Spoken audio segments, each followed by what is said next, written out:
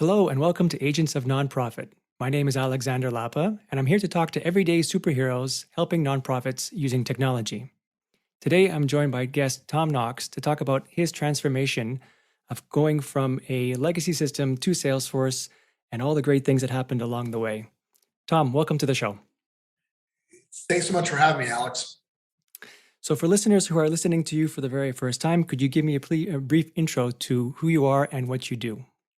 Yeah, sure. I'm the executive director of Valley Clean Air Now. We're a 501c3 nonprofit based in California's San Joaquin Valley, which is the southern half of the Central Valley in California. And in terms of what we do, we mainly focus on vehicle incentive programs that are aimed at low-income drivers, which primarily reduce air pollution, but they also make driving less expensive and more reliable for low-income people. So there's both an environmental benefit and a quality of life outcome for our customers. I think you're the first guest I've had on the show about environment issues, and it's lovely. I'm actually I should have had more. I should have more guests like yourself because it's becoming more and more of an issue. So it's a wonderful mission you guys have, and I'm happy to have you here today. Well, thank you. So let's talk about your journey. Like I mentioned in the pre-show, talking just about how you were, let's say 5-10 years ago, before you even knew of Salesforce. Like I want to talk about the journey, right? How you started from before Salesforce to Salesforce and then what happened afterward. So let's start at the beginning where before you were on a CRM, you were on some kind of legacy system. What system was that? Yeah, so I'll start at the very beginning because I think it's kind of an important part of our journey is in 2005, we started our small repair program, which is called Tune In, Tune Up. And back then, we're pre-Wi-Fi, pre-smartphone. There wasn't a lot of easy ways to collect data in the field in the situations where we were in, which is rural communities. We start our events at 6 a.m. on Saturday mornings.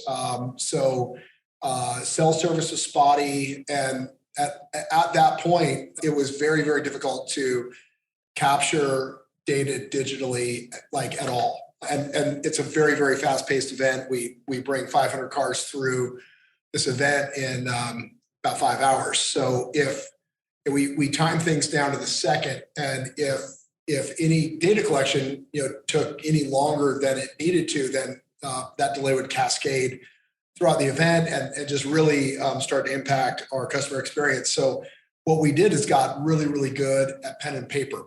And our team was just very skilled at accurately capturing all our customer data on pen and paper. And then a team would data enter that in the week after each event. And so it was fast and accurate, but kind of unwieldy. And the delay in the data meant that we couldn't really use the data at the event to improve the process. And so we were always looking for a way to scale this up. And we knew that the kind of digital processes were going to be the answer. We were just never at a point where it was fast and convenient for us to implement without slowing things down. And then we looked at the whole event, though, from the very beginning. We had a team work with us on laying it all out as like a flow chart with if-then statements. And so it had been really set up as software from the beginning. And then in about 2012 was the point where we had so many records at that point that it was too big for Excel. And we had a couple really fantastic consultants help us out. They were the leaders of the Code for America cohort here in Sacramento, and both were very, very smart and committed kind of civic data guys. And so they were the ones who first said, look, your database is now too big for any commercial database product. What you really need to do is move everything into Salesforce. And so they worked with us for a few months, cleaned the data up, kind of standardized everything, and they uploaded it into Salesforce and started to configure Salesforce. And that worked for us really well because it was cloud-based. Our team is scattered over about 250 miles. Let me jump in here. There's a lot of good information here, and I wanted to start breaking down piece by piece. Great. So let's just take a step back for a second. So you were on pen and paper, which I imagine, I mean, people, if they're, even if they write really well, I mean, they have to write really fast. So I imagine there's going to be legibility issues. There's going to be all kinds of, people unable to read what other people are writing. The speed is the focus. So, and then you have another team that has to input that data from those sheets into, and you were saying Excel at the beginning is what you were using as your kind of database of record? Correct. Okay. And then at some point, you just kept on scaling up. You reached the maximum capacity throughput. You realized this is not going to work anymore. Or was it your agency that said, look, there are better ways of using than using Excel, for example, a CRM like Salesforce? Who made that determination? That was the consultants we brought in about 2010, 2011, who we met through Code for America. They were the ones who really educated us on you're beyond capacity. This is at the breaking point, and you have to adapt at this point. Do you know specifically what the factors were? Was it just a matter of speed, time? Like, what was the elements that made them say, I'll have a light bulb moment to say, you guys are at capacity. Here's where you need to go next. Well, I think it's a combination of, and again, I'm not a technical expert, and I might be getting this wrong, but we had literally exceeded the capacity of Excel at that point. Okay. And it was totally unwieldy, and we had tons of worksheets, and what we ended up finding out though is the whole pen and paper system actually worked really well. And when they went through and did all the work to standardize all the data, I mean, they found it was like 99.5% accurate. And there's a few ways that we figured out that we could run automated cleanups, but in general, the low tech way had worked really, really well. And I think that that's something that we always focus on is doing everything really well in an analog way and really learning how to interact with customers and, kind of how things work, as an analog process, and then switching that into digital is kind of a value we learned back then that definitely has stayed with us, that our team communicates incredibly well. They've been together for 10 plus years. And so the fact that we did everything the hard way at first ended up to be, a factor that really led us to really accelerate once we did make the switch and kind of figured out how to do it faster and better digitally. That just kind of sparked a huge wave of improvements and innovations that we're still on now. Because yeah, exactly that. The process is a key element in any kind of technology shift. And it sounded like the technology was limited, but your process was well structured. So moving technology from Excel to something else, or from paper to Excel even, was it only allowed you to have gains. Like there wasn't a need to go back to the process because that was already working quite well. Yeah, and in terms of like data accuracy, when you have to really think through how you get accurate data from the customer, which requires conversation and trust building and in having a great interaction with the customer, to us, that's where the data accuracy really comes in. You want customers to share accurate data in a situation where at least half the customers at our events have expired vehicle registration. So if they essentially broke the law to drive to the event that morning, they've got a lot of other issues in their lives. There's probably trust issues with government and authority figures. So they're inclined to be very, very cautious about what they say. And so since we had to do it with pen and paper, and that's like really understandable, you can see when someone's writing things down, we found that actually was a trust building kind of thing. And we really focused on, the words to say, the ways to reassure customers, and really focusing in on exactly what do we need to collect, which I really think that doing everything the hard way first made us way more disciplined about what we absolutely have to collect, what the most straightforward way of doing that is, how do we make sure what we do capture is truly accurate. And yeah, that that whole approach is just absolutely embedded in what we do now. Yeah, that's awesome. So then the consultant said, okay, you've exploded or you've popped the limits of Excel, and therefore we recommend Salesforce. Do you know why they recommended Salesforce versus any other CRM? Yeah, at that point, there was a couple other cloud-based CRM products out there. They kind of talked through the pros and cons, but it really actually came back to the fact there was a Salesforce foundation, that we could get the free licenses, that there was kind of a community around Salesforce that we'd probably find helpful due to the level of customization we were going to have to do on our systems. So the whole story of Salesforce really resonated with us. And I knew, a few friends had been with the company for a while. I had always been very impressed, talking to my friends there about the corporate culture. And so it just made sense at that time. And I admit, I know very little about, CRM technology. So it's more of a feel type of thing. Did you evaluate any other CRMs, or was it just based on the recommendation, based on the community, based on the feel, you thought this was the right choice? Yeah, we didn't really have the bandwidth or the ability to do much more assessment beyond that. Okay, so then that agency set up Salesforce, I guess using your processes that you already had well structured. They made sure that the data was transferred from Excel into Salesforce.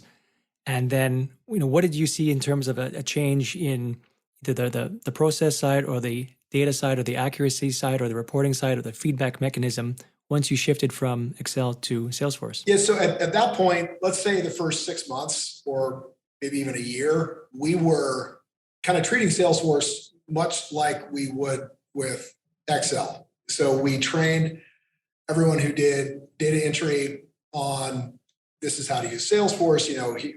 We kind of mapped all the fields very similar to what they were used to doing their data input in with Excel. So there wasn't much of a change at first. It was just very convenient to have a cloud-based, so that did make life easier for our data input crew. But it wasn't until a year or two into it that we really started to explore the limits of how can we start to integrate this into our events, doing data capture on site using smartphones or tablets. How can we then automate some of our data capture? We hacked these HP printer scanners that we were using at the event to make copies for our customers so that we could do optical character recognition of the vehicle registration forms and barcode scanning within the printer to capture as much as we could digitally off that. That was a big step. The first year or two, you were still using the paper method as your first line of defense, and then someone on the second team was still inputting it instead of to Excel, they're inputting it just to Salesforce. Right, yeah, because the pen and paper method at the event was still faster. Right. There wasn't smartphones really capable of keeping up with us at that point, or they're very expensive. Yeah, so it was 4 or 5 years after we adopted Salesforce that we finally moved off of pen and paper. Wow. And so 4 or 5 years. So 4 or 5 years trying to figure out how to, and I imagine, input data directly into Salesforce without having to rely on a pen and paper? Correct. So, okay, so you said used OCR, optical character recognition. What other mechanisms did you use? Certain automations you said, or defaults? What other things that you put in place to allow that? Because that's a big shift, right? If people are really used to that process of working with pen and paper, it works really well. It's really fast. It is slower to normally enter data into Salesforce, and that's one of the things that's sometimes hard to move from an old system into Salesforce, and that there are sometimes more clicks to do. But the results, of course, and the benefits of it vastly outweigh what the entry point is. But did you come up with another way, or how did you enter the data into Salesforce as quickly as possible to try to match as closely as possible to that pen and paper experience? Yeah, so, and all this sounds like really simple, and I recognize now, like these don't sound like amazing technological breakthroughs, but they were really exciting for us at the time. We started figuring out how to use barcodes And so every vehicle built after, I believe, 1997 or so has a barcode sticker in the driver's side door frame. And that barcode includes the vehicle identification number for that vehicle. And that's a 17-character string that's really difficult to hand enter correctly. And so, but it's a really long barcode. And so it's curved. And so it's kind of hard. We had to really search for a barcode scanner that was capable of reading that barcode accurately. And then how do we transmit that into some kind of device? And so both the handheld scanners and the devices weren't quite there yet. It was hard to find Bluetooth, that was set up for that. We finally made that work. There's also barcodes on the DMV vehicle paperwork, and then on the back of the driver's license. The barcode on the driver's license is all the customer information on the front of the license. And so we can scan that without privacy issues. And, that was a really helpful way of capturing what's on the license. However, with our audience, it's fairly likely that the address on their license is not their current address. So, we always had to build in these kind of check back with the customer. The faster or easier we made data input, the more we had to build in the kind of customer conversation process of, here's what I'm going to be doing now. Is this information accurate? If not, we needed a really quick kind of backup for that where we could hand enter the information. And all this kept on running into the need, to kind of have a tablet. And so it was probably like 2014, 2015, where we started using iPads, and we were able to kind of integrate scanners in with that. So once that started coming together, it's more the technology catching up with us and the stuff becoming cheap enough, and we needed 5-hour battery life, and all these things kind of ended up converging. Probably in about 2015. Did you find that the human element, that connection that you were talking about, the trust building, did you notice any change from that going from pen and paper to the iPad? Yeah, because it's a little mysterious. It seems kind of bureaucratic when someone's asking you questions and then staring at a screen. And so our team definitely had to keep in mind being kind of more interactive with the customer, and explaining what they're doing, and just being really upfront with the customer about what was being done and why. And they were learning on the fly too. So, hey, sorry, this might take me an extra second. I'm trying to type this in quickly. But I would say it was like 3 or 4 of these Saturday morning events until everyone had kind of integrated the technology in. And then we still had to deal with things like, if it's raining, iPads were not the greatest solution. Pen and paper isn't great for rain either, but everyone had kind of come up with all kinds of hacks how to do pen and paper in the rain that was, more challenging with technology. So there's a lot of little things that came up that definitely affected the experience. And then our team just thought, that much more about how do we address this new issue. And then once you've now collected the data on the iPad and things are now in Salesforce, did you see any kind of, what were the benefits, I guess, is my question, of using Salesforce that you didn't get or wasn't able to get with Excel? Well, once things started rolling and we kind of had the technology that would work at our events, then things really started to move quickly. And then it's funny, as I look back, it seems like it started to move quickly, but I realized it wasn't until right before COVID hit that we had gotten rid of paper at our events. So it still took about 5 years to slowly change every process, some of which took software development. Our vehicle emissions testing equipment was running on this legacy system that was really difficult to get the data out of in a way that we can get it over to Salesforce. And so we ended up having to work with the equipment maker to tweak their software. We had all kinds of problems with Wi-Fi and things like that. So it took many, many years to convert every one of those systems. We were incredibly fortunate, though, that that had been done in probably January, and then COVID hit in March. And so all the learning we had done became super valuable in kind of flipping our whole process around. We had to cancel all our events. All the event staff then started working from home, and we were able to increase our smog voucher issue rate by 3.5x in a month after COVID. So all that hard work, ended up really paying off long term. That's awesome. I mean, that's what happens when you've got a good process and a good team to carry it through. And even though, like you said, it does seem like it took a long time, it almost sounded like technology had to catch up with you, as opposed to you catching up with technology. It just didn't exist. The functionality you needed at the time just didn't exist, and it was only when it did that you start to incorporate it and then make sure that you leverage it correctly. So, I mean, it's a great accomplishment. Thank you. And it was fun. And our team, we didn't have, I think, really anyone with a technology background, but this process ended up to be, it was so interactive, and everyone, played their part in saying, okay, here's my area here. Here's what happens. Here's all the little hacks I've come up with of how to make this process work really well. And then we kind of digitized that, but with their input. So everyone ended up having a very strong role in technology development. And so then they were very proud of the outcome.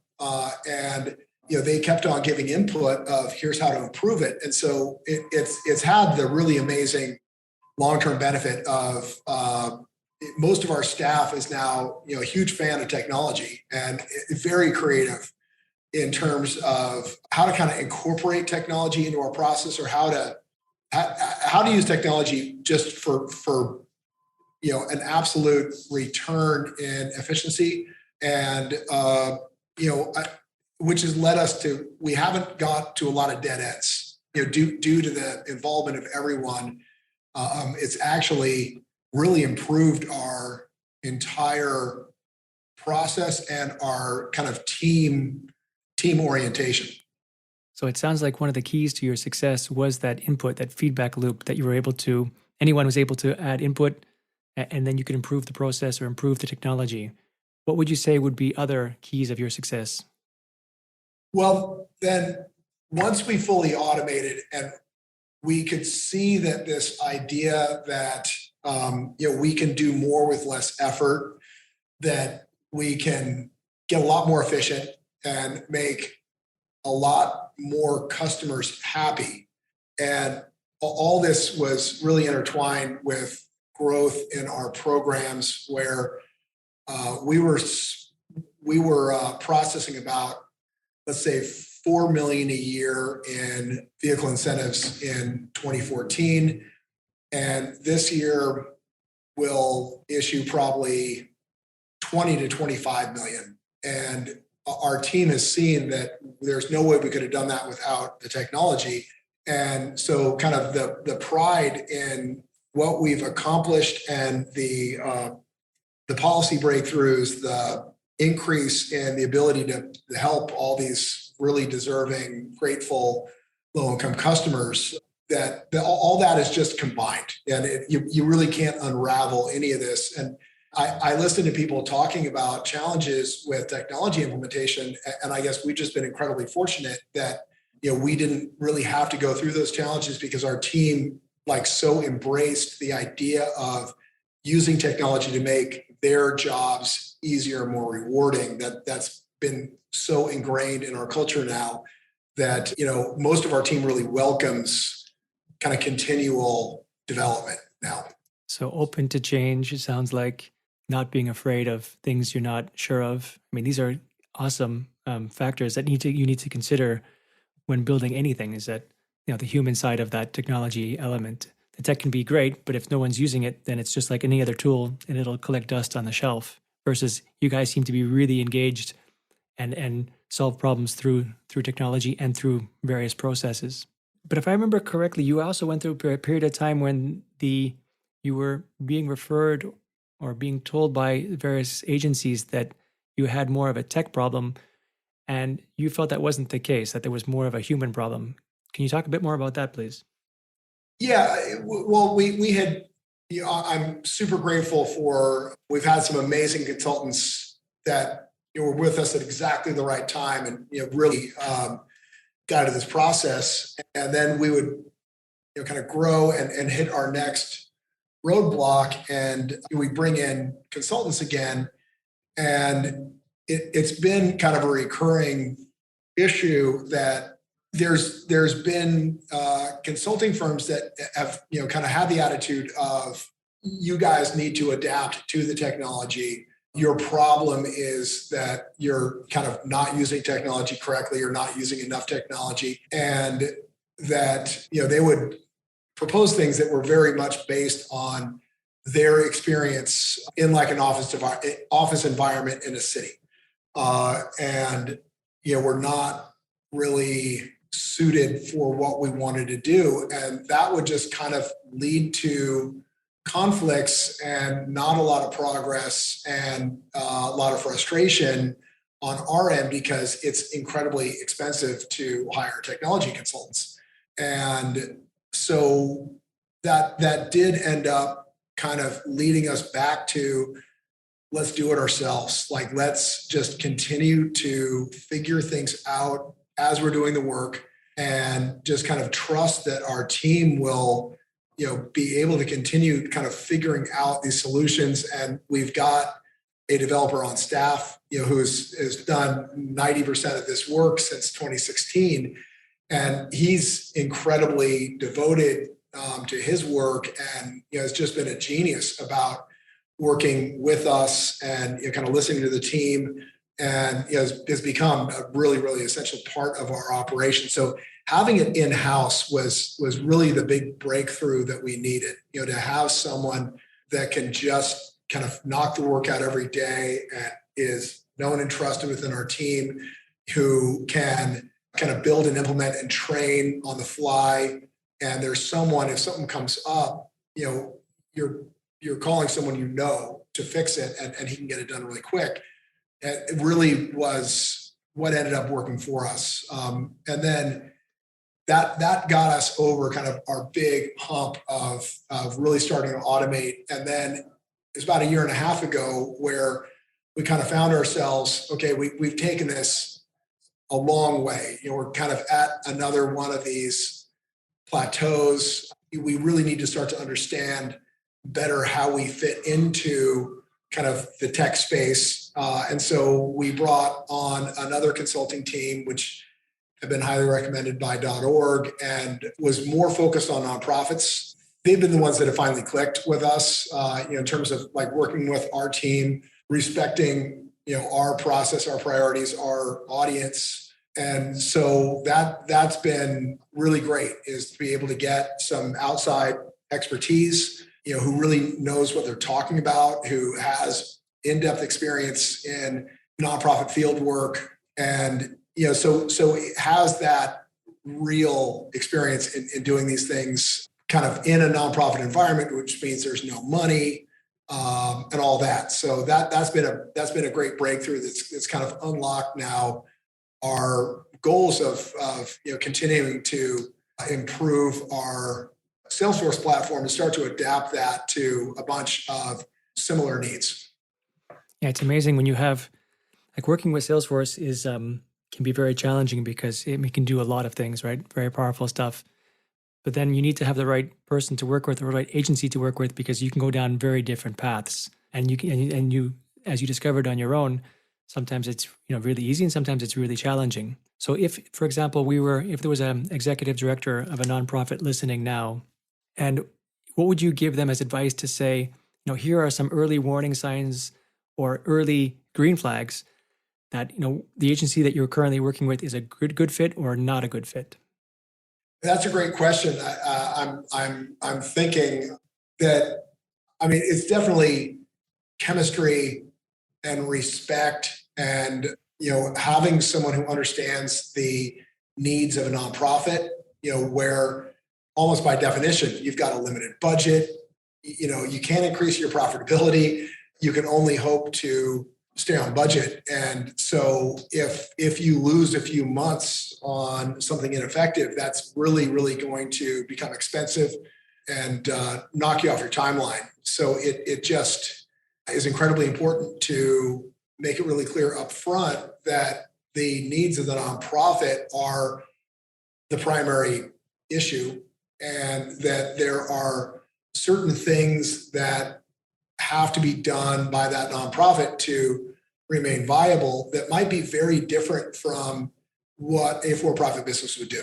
And I've also heard a lot of lectures about, oh man, that's crazy. That would never work at a for-profit, or that just doesn't make any sense. People don't do that in the real world, but it's very common in the nonprofit world. So, having someone who understands, really what it takes to successfully operate a nonprofit, I think would be a key value that an executive director should look for, and then listen as they're making the recommendations. And if the recommendations are oriented more toward, hey, we're going to make everything great for you, and to do that, you're going to have to change the way you do this, this, and this, or that we're going to impose technology on you that will force a change in your system, I would really question that. If your systems are working, then it just takes more listening and understanding to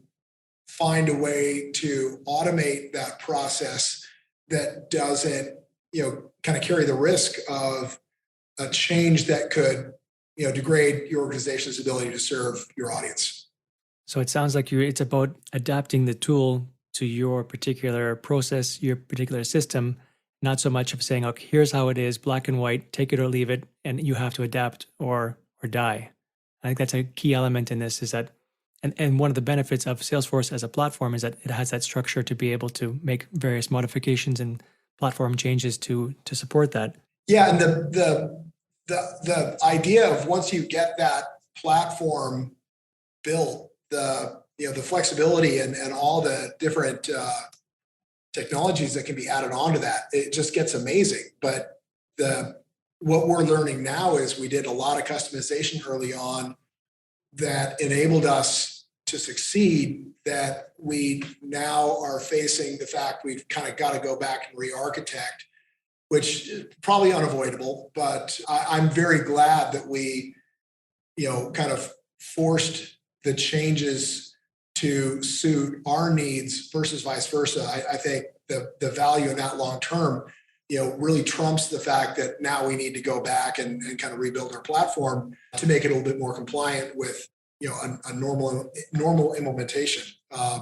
So what does the future look like for Valley Can then? Like, where, as you're evolving, where do you see the organization in the next couple of years? So, we're still super inspired by this vision that Salesforce can be a force for good, that cloud-based data management, can be used to save the world. And I think, especially with climate, that's absolutely true, that the amount of community engagement, organizing, delivery of benefits that can be done with Salesforce makes it an incredibly important tool in keeping things moving with climate adaptations that can be done at the neighborhood level, and which is voluntary, which can proceed a lot faster than any government action can. So we're just really still pursuing that vision that we learned from .org back in 2012, and then we just hit an important milestone this past week as a air quality and vehicle focused organization. Valley Can had kind of hit the limit on the amount of bandwidth we're putting into technology development was starting to kind of imbalance our mission. And so we have now created a new standalone nonprofit called Community Data Partners that just became official on June 30th. And we are signing up our first client this week, which is very exciting. And so, we'll now have two organizations that, now we can pursue these parallel missions a little bit more efficiently and start to be able to, kind of grow the effectiveness of what our software and processes can do for a variety of organizations. Well, given the growth you had from, was it 4 million 8 years ago to about 20, 25 million today, I mean, that's amazing. I hope you guys continue that kind of growth because it's an important mission you guys have. Thank you. And I'll add that we did that growth we've increased our payroll by maybe 25%, 30, certainly not 50% during that time. So, what we did is everyone just got incredibly efficient, and we figured out how to do, 4, 5, 6 times more activity in the same amount of hours. So, that's really been kind of the fun and exciting part of this growth is just seeing how far it can go. I think we could be at 50 million next year. We certainly have the capability. So yeah, I can't wait to see what happens next. That's a remarkable achievement. You should be very proud. Thank you. And it's our team. It's not me. We've just been incredibly fortunate with the support we've gotten from Salesforce.org and a lot of the executives at Salesforce. Incredibly grateful for the guidance and inspiration they have given over the last 10 years. We could not have accomplished any of this without the direct involvement from dozens of senior folks at Salesforce, and then our team, our developer Vu. It's just been a fantastic, very team-oriented process. For people who want to get in touch with you, if they have additional follow-up questions or want to hear more, how can they get in touch with you online? So you can visit our website at valleycan.org, VALLEYCAN.org. Community Data Partners is so brand new, we don't have a website yet. But if you go to the ValleyCan website, you can check out our results and the events we've got coming up. And you can email to find out more. Awesome. Thank you so much for joining me today, Tom. Thanks, Alex. This was a great experience. I really appreciate it. All right, folks, that's it for today. I'm Alexander Lapa, and I hope you join me again next time for Agents of Nonprofit.